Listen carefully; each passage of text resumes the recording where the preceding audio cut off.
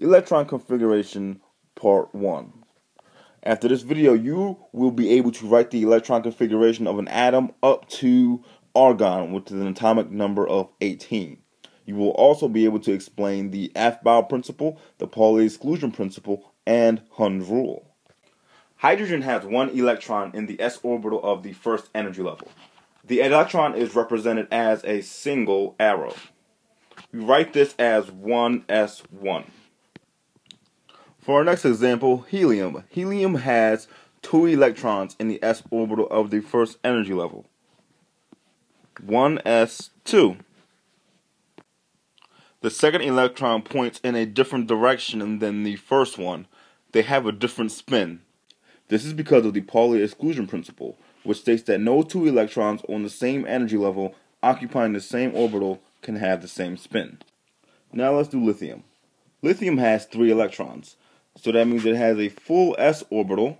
It can hold only a maximum of 2 electrons, and you must move up to the s orbital of the second energy level.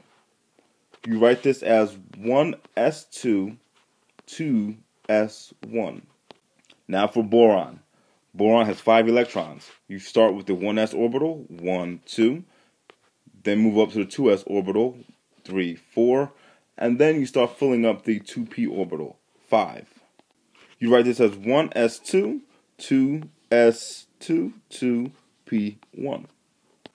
As you can see, we always start from the lowest energy level and work our way up. This is called the Aufbau Principle. Electrons fill up their orbitals beginning with the lowest energy and moving up to higher energy levels. So you always start with 1s, when that's full you move up to 2s, when that's full you move up to 2p, and then when 2p is full you move up to 3s, and then up to 3p, and so on and so forth. Now let's do nitrogen, which has 7 electrons. 1, 2, 3, 4, 5, 6, 7. As you can see, I spaced out the electrons so that they fill up all the suborbitals before they double up. When electrons are filling up orbitals, they never completely fill up a suborbital if there are others that are empty. This is called Hund rule. By the way, nitrogen is 1s2, 2s2, 2p3. Now let's try fluorine with its 9 electrons. And as we fill up its p orbital, we follow Hund rule and we don't double up until we have to. 1s2, 2s2, 2p5. Let's look at neon. Neon has 10 electrons, but more importantly, it has a full 2s orbital and a full 2p orbital, giving it a total of 8 valence electrons. We could write its electron configuration as 1s2, 2s2, 2p6, but since neon has a full outer valence shell, we can just write in brackets its symbol, and it equals the same thing. This is called noble gas configuration because neon is one of the noble gases, and they have special characteristics. These characteristics stem from the fact that their s orbitals are full and their p orbitals are all full, and they have full valence electron shells. Noble gas configuration, when we put these symbol for the noble gas in brackets, makes it easier to write electron configurations because we don't have to write out the whole thing.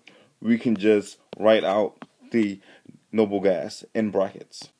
Let's do the electron configuration for sodium.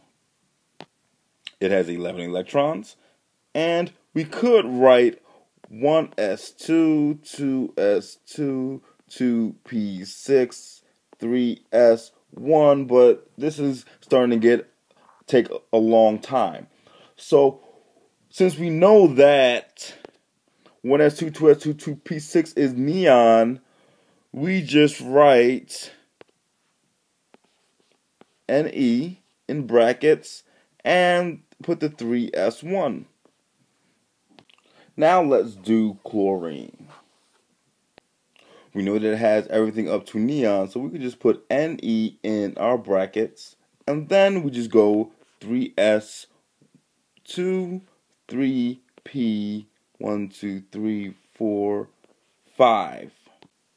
3s2, 3p5. And we have chlorine. And there you have it. You should now know how to write the electron configuration of any atom up to argon with an atomic number of 18. And you should also be able to explain the Aufbau Principle, the Pauli Exclusion Principle, and Hund's rule. Now, if you need to learn how to write electron configurations for atoms that fill up the d orbitals, then you should look at part 2 of electron configuration.